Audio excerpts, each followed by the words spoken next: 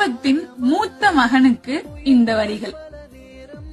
அம்மாவின் முழு அன்பையும் அள்ளிக் கொள்பவன், அண்ணன் என்ற பதவியுடனே பிறப்பெடுத்தவன்.